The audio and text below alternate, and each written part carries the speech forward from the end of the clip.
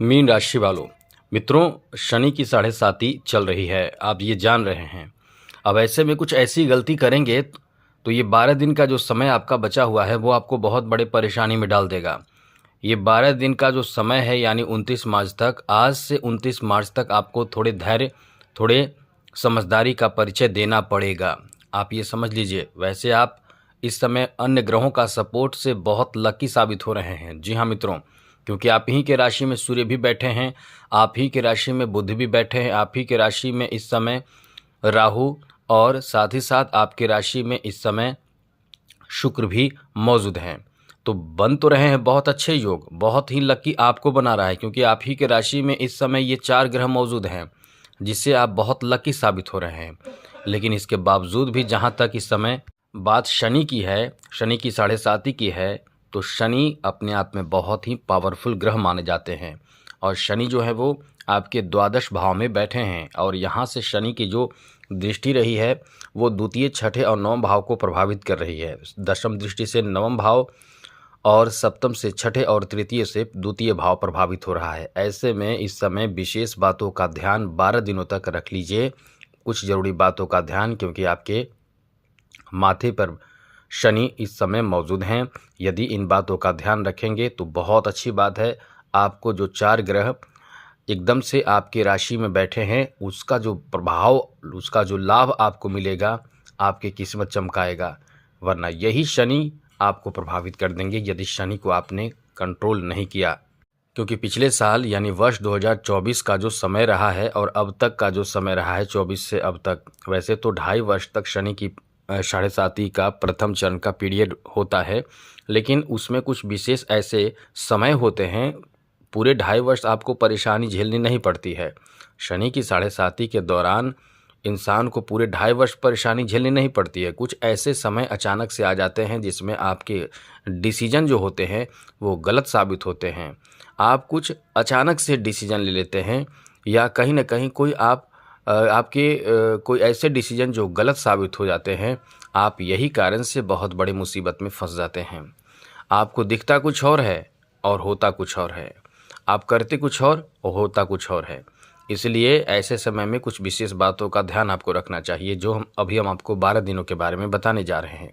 एक बात बता दें आपको, आप ये सोच रहे होंगे कि शनि की साढ़े साती बहुत ही ख़राब समय है। तो मित्रों, आपको बता दें, शनि की साढ़े साती केवल ख़राब मानना बहुत गलत है।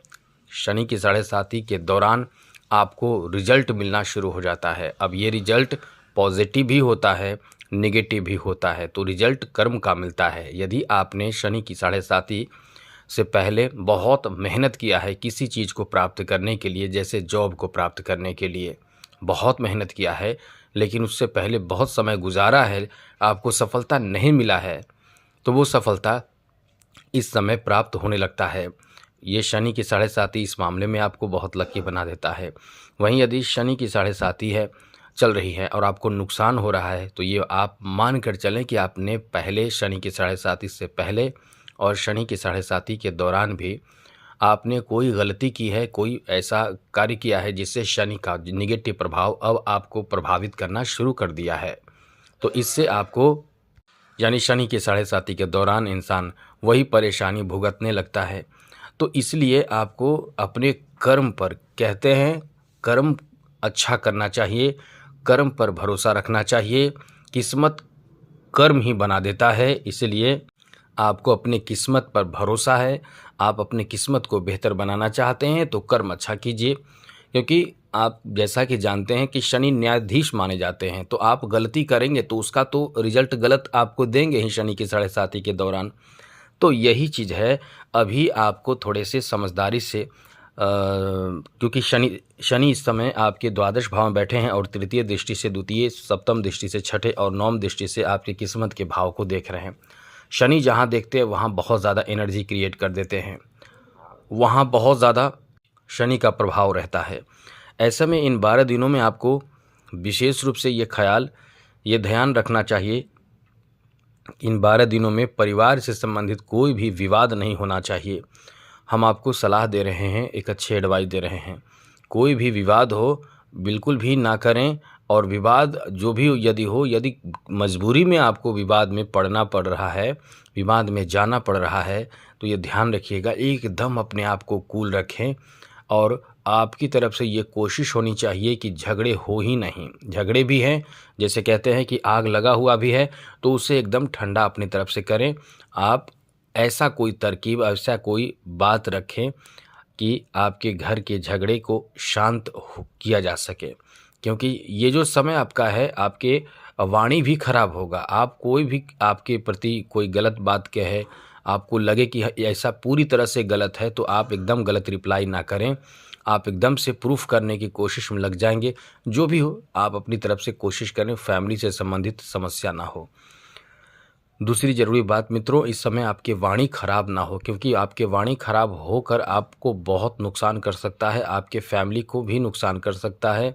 साथ ही साथ आप जहाँ भी कार्यरत हैं, जहाँ भी काम करते हैं, जो भी करते हैं, जैसे बिजनेस कर रहे हो या जो भी काम कर रहे हो, चाहे जॉब कर रहे हो, बॉस अधिकारी भी आपसे नाराज़ हो जाएंगे यदि आप कोई भी ऐसी बात कहेंगे।